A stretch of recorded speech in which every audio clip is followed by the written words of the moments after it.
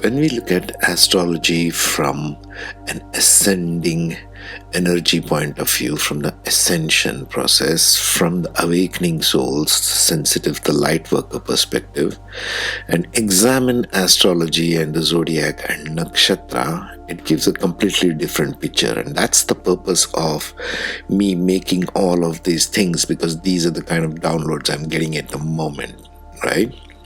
So in the last one, cusp of the ascendant video, we saw how to analyze the cusp of the ascendant, why it is so important to know the angle and the precise time of birth, place, etc. And also how the ascendant energy carries forward to rest of the houses, all areas of life. Well, this is a continuation of that somewhat. In this, we'll see the nakshatra priority of order of analysis. Because when you look at the Vedic astrology chart, it is seriously confusing thing to get your head around. First of all, we got the 12 houses. Then we got the 12 zodiac signs on those houses. And then the ascendant keeps changing based on the 12 zodiac signs itself. And we haven't even got to the nakshatras bit, because now there are 27 nakshatras in these 12 houses and in these 12 zodiac signs.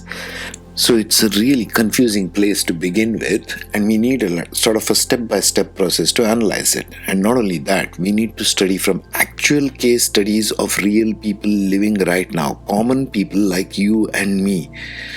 We need to understand it from that perspective, because light workers are by millions and all over the planet. So we need to understand it in a systematic way and have some ground rules, yes, obviously. So we'll do case studies in each one of these as well, of actual people that I have studied, right?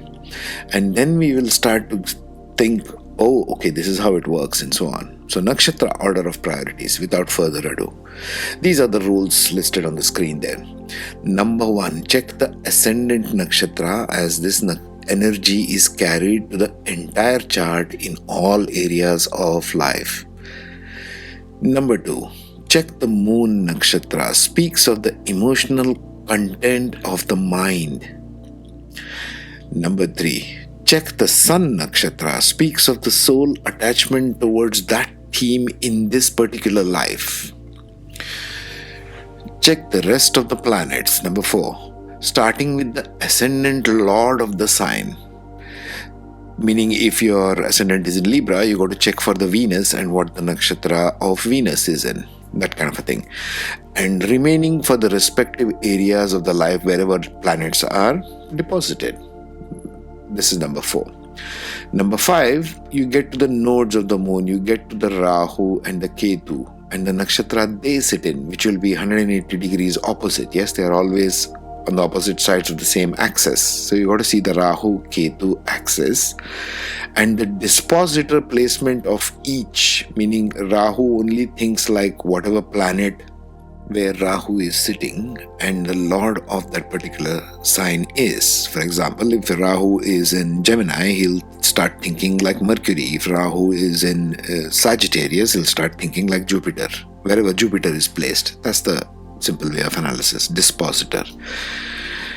So, fifth point is to check for Rahu Ketu, which will give us what? It will give the dominant duality polarization of the soul. The thing that your soul has chosen to work with in terms of polarization, meaning working with the duality aspects, meaning working with attachment and detachment aspects. That's what Rahu and Ketu stand for, from a light worker perspective. Number 6, same principle of the 5 above can be applied to Navamsha and all the divisional charts also, because it's the same thing. You're getting into finer divisions of the zodiac, the Amshas. Last, but you could do this as an additional point also, number 7 I have stuck in there. You could check the Shadbala, or the 6 planet strength level, which the software calculates, yes, in every case, and you want to determine which planet is the strongest and playing the most dominant role in the planet, because Shadbala gives a score directly on the software based on a lot of principles. So we need to see that as well to see what energy is playing dominantly in the chart. Now let's take some case studies. The first case study we shall take is of a lady by the name A. She lives in the United Kingdom, and her Ascendant Nakshatra, as you can see, I've highlighted there in the picture, is in Pushya. Now we are just talking about nakshatras, okay? So the Ascendant Nakshatra is Pushya. Do you remember the Pushya themes? If you don't know what I mean, you can go see all the nakshatras in the 27 nakshatra series. This is the 8th nakshatra, which has an energy of what? This will carry throughout her life. Patience, wisdom, kindness, optimistic by nature, growth, positivity, spouse neglect for duties, okay, dependable, generosity for the community. Did this play out in her life? And is it playing out now? Of course it is. She's a light worker and she's retired now and she's doing everything for the community. They are great hosts, Pushya Nakshatra. She plays a great number of hosting events or as a host to different kind of spiritual events. Is she forgiving? Of course she is. Does she love to share with people? Of course she does. All these are themes of Pushya Nakshatra which is playing out in her life. You see what I'm saying? And she has a very nourishing speech and voice. It is carrying everywhere through all the areas of her life. You see what I'm saying? So this is how the Ascendant Nakshatra plays out in every area of life for her. Now the next one we should be considering as per our rules is the Moon Nakshatra. The Moon Nakshatra is in Uttara Falguni for her. Now Moon is falling in the 3rd house for her in Virgo, in the 2nd pada of Uttara Falguni, the 12th nakshatra. So what are the themes of Uttara Falguni? Did it play out in her life? Of course it did. In 2nd pada, it goes from Virgo to Capricorn. So this will become very grounded kind of energy. Go and watch the 12th nakshatra of Uttara Falguni in my 27 nakshatra playlist. You'll figure out the entire thing basically. So what are the themes of Uttara Falguni? Did it play out in her life? Of course it did. One of the themes of Uttara Falguni is they are good in management, delegation, initial struggles in life and creating success later in life. This lady, this wonderful woman, was basically advisor to the corporate people in the corporate world. She was a communications advisor. 3rd house also stands for communication skill, in a way, writing, corporate communications. She was at the highest rung of the corporate ladder, right? So it did play out. Now she's retired, of course, and she's fully engaged in spiritual work and hosting spiritual events, that kind of a thing. But earlier, when she was younger, she did have a very high achievement in the corporate ladder. So she was working in the real life in a real way, and this is how Moon in Uttara Falguni played out in her life. Next, we must consider the Sun, right, in our rules. So the Sun is in Anuradha Nakshatra, which is now falling for a Cancer ascendant that she is in the 5th house. Did this theme play out in her life? Of course it did.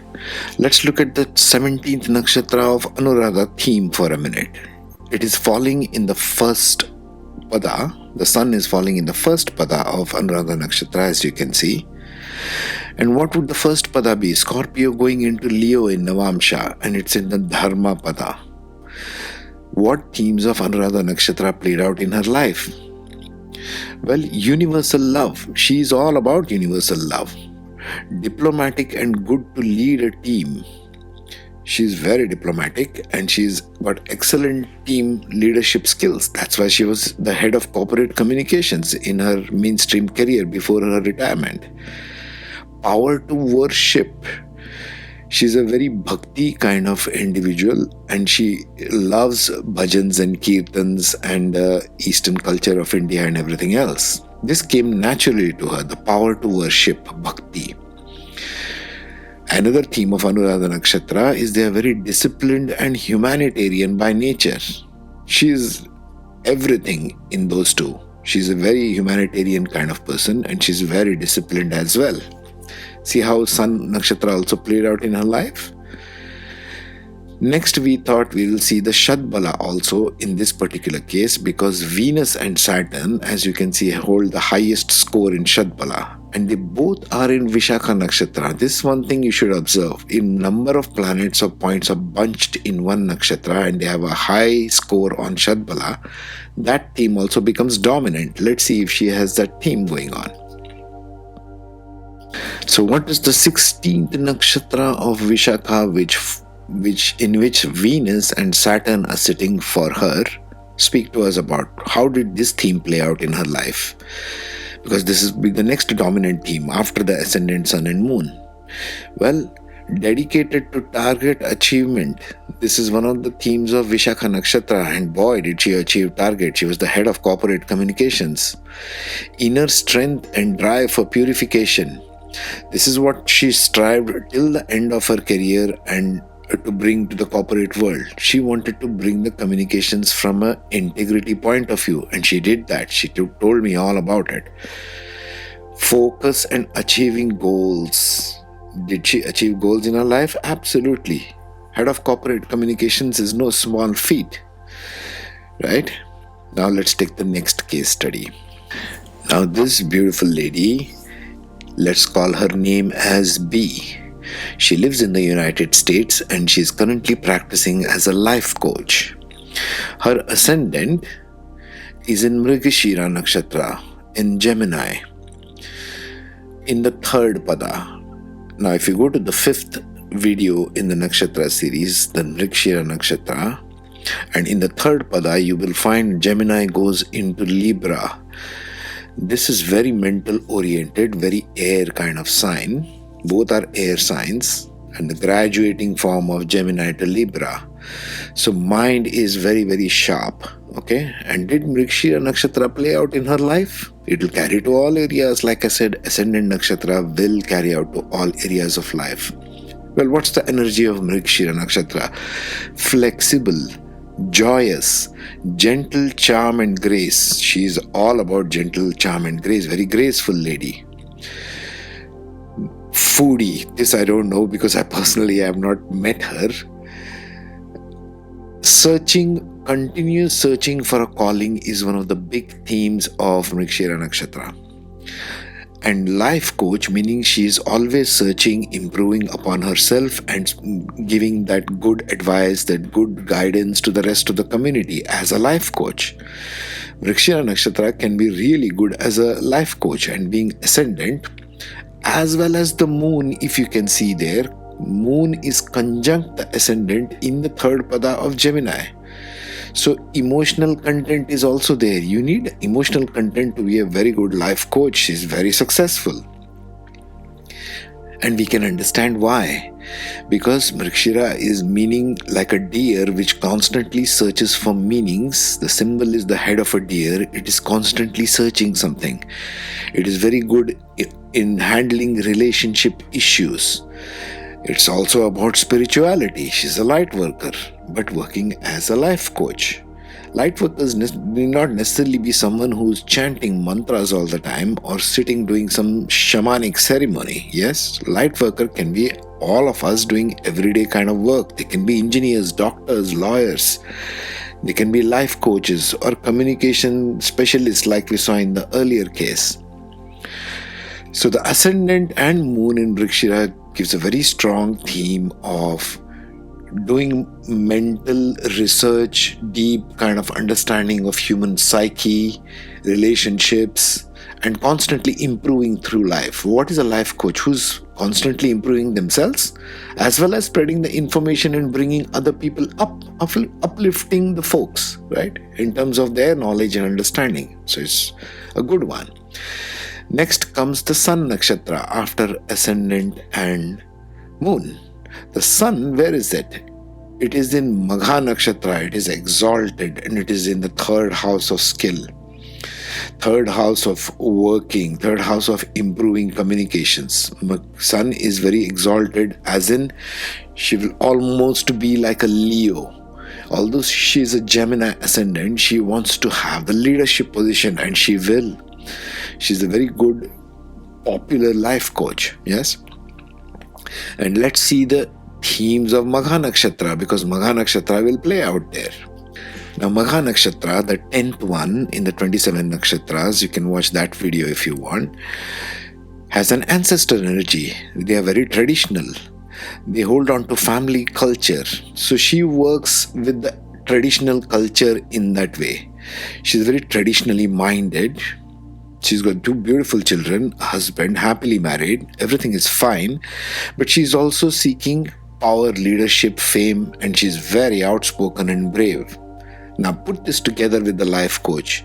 Obviously, you need this kind of strength of character to lead another person out of their mire of misunderstandings, mental, emotional confusion, and so on. To guide another person as a life coach requires a certain strength of character. Wouldn't you think so? So this Magha Nakshatra is giving her that success in development of skills which she needs. She needs to communicate it. It's in her 3rd house, along with Rahu and Saturn, if you observed. So it gives her a very strong life theme as working towards communicating with others and using Mrigshira, which wants to research and help and connect emotionally. So all the themes of a life coach are playing out dominantly in her chart. So this is the way you need to analyze each and every one. I like to work one-on-one with people with all these kinds of things, because obviously you can't check and tell all these things about another person. What do I know about any one of you? What do I know about any one of you, really? Nothing. Unless I sit and ask you questions like this and work with you, we will never know the talents of our children, of our co-workers, of who we are, or where are we going, or why am I thinking like this and why am I thinking like that. Nakshatras gives the color to the zodiac sign and the planets and the placements. So follow this if you do your own analysis, and I hope it helps you in this some way. Take care, be safe.